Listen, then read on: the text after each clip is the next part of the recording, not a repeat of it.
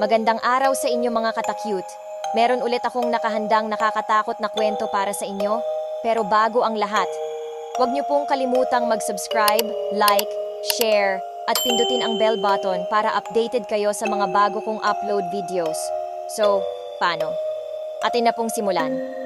Ang misteryo sa lumang paaralan. Sa isang maliit na bayan sa may parte ng Visayas, may isang lumang paaralan na nakatayo sa gitna ng kakahuyan.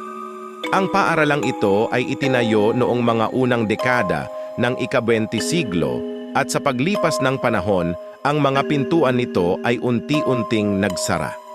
Ngunit ang mga kwento tungkol sa paaralang iyon ay patuloy na kumakalat.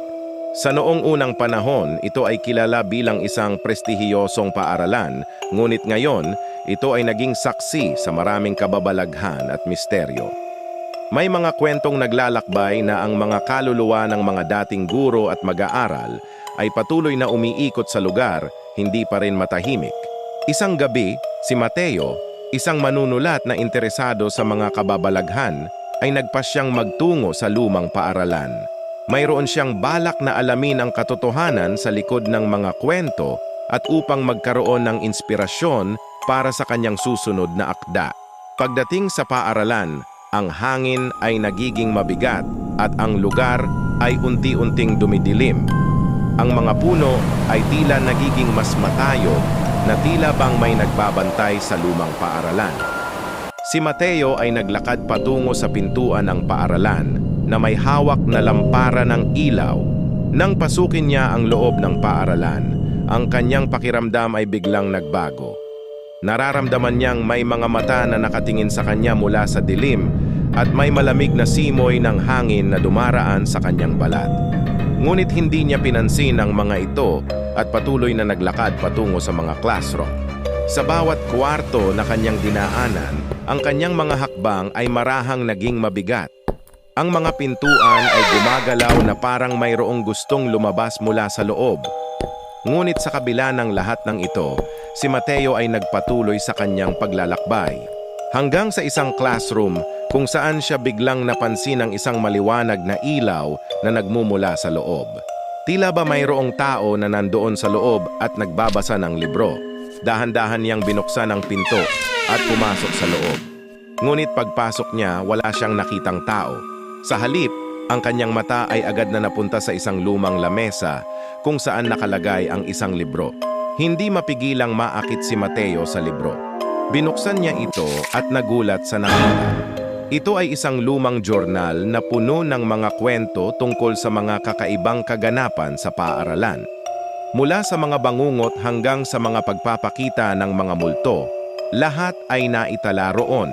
Habang binabasa ni Mateo ang journal, biglang may narinig siyang malakas na ingay mula sa labas ng classroom. Parang mayroong mga paa na naglalakad palapit sa kanya. Hindi na niya napigilan ang kanyang takot at nagmamadali siyang lumabas ng classroom. Ngunit sa labas, walang tao. Ang kanyang narinig ay tila nawala na parang bula. Ngunit ang takot sa kanyang dibdib ay patuloy na nararamdaman. Sa kanyang pagmamadali, napagtanto niya na wala na siyang ideya kung saan siya naroroon. Ang paaralan ay tila isang puno ng kababalaghan. Ang kanyang lampara ng ilaw ay unti-unting humihina at ang takot ay patuloy na dumadaloy sa kanyang dibdib. Biglang, sa malayo, may nakitang maliwanag na ilaw. Siya ay natuwa sa pag-asa ng tanging paglaya. Ngunit habang lumalapit siya, napagtanto niya na ito ay nagmumula sa isang classroom na wala sa mga mapa ng paaralan. Ito ay tila naglalarawan ng isang pinto na hindi naroon noon. Tumingin siya sa paligid at napagtanto niya na ang paaralang ito ay hindi tulad ng anumang kanyang naranasan noon. Ito ay tila isang ibang dimensyon, isang lugar kung saan ang mga multo at ang mga buhay ay magkasama. Ngunit sa kabila ng takot, siya ay nagpasyang pasukin ang classroom na iyon. Baka sakaling may kasagutan doon sa lahat ng kanyang mga katanungan. Sa pagpasok niya sa classroom, napansin niya agad ang isang lumang lamesa na mayroong isang maliit na kandila. Sa ibabaw ng lamesa, mayroong isang piraso ng papel na tila pinaglalaruan ng hangin. Dahan-dahang lumapit si Mateo sa lamesa at kinuha ang papel. Nakita niya na isang listahan ito ng mga pangalan ng mga dating guro at mag-aaral ng paaralan, kasama ang mga petsa ng kanilang kamatayan. Nang biglang may marinig siyang marahang hikbi mula sa sulok ng classroom. Siya ay napatahimik at nakatitig sa direksyon ng tunog. Sa dilim, may isang anino na tila lumilipad sa hangin. Nakita niya ang isang babaeng guro, ang kanyang mukha ay puno ng lungkot at pagdadalamhati. Siya ay tila humahagulgol habang nakatitig sa isang litrato sa kanyang kamay. Si Mateo ay hindi makagalaw.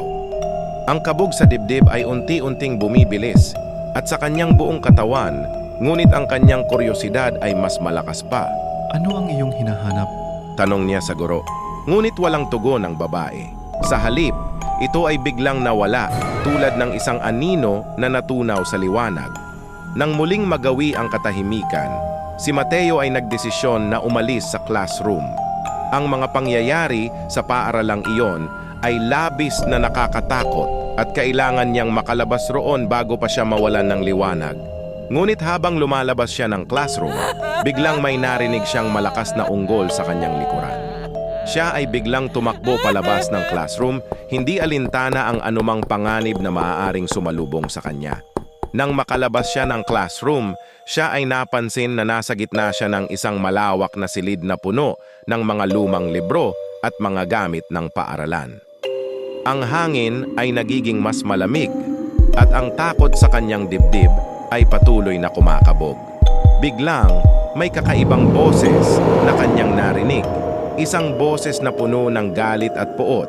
Siya ay tumingin sa paligid upang alamin ang pinagmulan ng boses at natuklasan niya na siya ay hindi nag-iisa. Sa harap niya, may isang lalaking guro na tila galit na galit. Ang kanyang mga mata ay naglalabas ng apoy at ang kanyang mga kamay ay puno ng pagkabalisa. Tumigil ka. Sigaw niya sa lalaki. Ngunit ang guro ay tila hindi siya naririnig. Siya ay patuloy na naglalakad patungo kay Mateo. Ang kanyang mga hakbang ay tila gumagapang. Parang ang buong lupa ay nagdadala sa kanya. Sa gulat at takot, si Mateo ay biglang tumakbo palabas ng silid. Hindi na niya alintana kung paano siya nakalabas. Basta't ang kanyang layunin ay makaalis sa lugar na iyon ng buhay. Nang makarating siya sa labas ng paaralan, siya ay napagtanto na ang kanyang lampara ay halos nauubos na. Ang gabi ay patuloy na lumalalim at ang kanyang takot ay patuloy na lumalaki. Habang tumatakbo siya palayo sa paaralan, biglang may narinig siyang malakas na tawa mula sa kanyang likuran. Siya ay napahinto at tumingin sa direksyon ng tunog. Doon, sa dilim, mayroong isang silhuet na nakatayo sa gitna ng kalsada. Ang kanyang dibdib ay bumilis ng tibok habang unti-unti itong lumalapit sa kanya. Nang maganap na ito, isang malakas na ilaw ang biglang nagpakita sa likuran niya. Siya ay napalingon at nakita ang isang grupo ng mga taong naglalakad patungo sa kanya.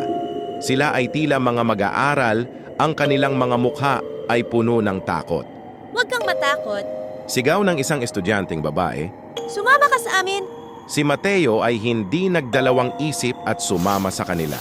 Ang kanilang grupong naglakad patungo sa direksyon ng kalsada na tila nagtatakbuhan sa dilim. Nang makalayo sila sa paaralan, ang takot sa kanilang puso ay unti-unting nawawala. Ang liwanag ng araw ay simula nang lumitaw sa silangan at ang mga kaluluwa na tila humahabol sa kanila ay unti-unting nawala. Nang makarating sila sa bayan, sila ay naghiwa-hiwalay na parang mga alapaap sa himpapawid. Ang bawat isa sa kanila ay may kanya-kanyang kwento na dala mula sa kanilang paglalakbay sa paaralang iyon. Si Mateo ay nagpasyang itala ang lahat ng kanyang naranasan sa isang aklat. Isang aklat na maglalarawan sa kahindik-hindik na katotohanan sa likod ng misteryo ng lumang paaralan. Sa kabila ng lahat ng naranasan niya, siya ay nagpasyang manatili sa bayan upang maging patnubay sa mga taong maaaring muling mapadpad sa paaralan na iyon. Upang ipahayag ang mga panganib na nag-aabang sa mga walang kamuwang-muwang na papasok sa loob ng lumang paaralan. At sa bawat gabing dadaan ang mga kwento tungkol sa lumang paaralan, ay patuloy na maglalakbay. Hanggang sa magkaroon ng katapusan ang lahat ng kababalaghan at ang paaralang iyon ay muling mabuhay sa kasaysayan bilang isang tagumpay laban sa kadiliman. Subalit sa kabila nito, ang mga kwento at alaala ng mga pumanaw ay mananatili, nagbibigay babala sa mga susunod na henerasyon ng mga panganib ng lumang paaralan. Maraming salamat po sa panonood at pakikinig hanggang sa muli mga katakyut. Paalam.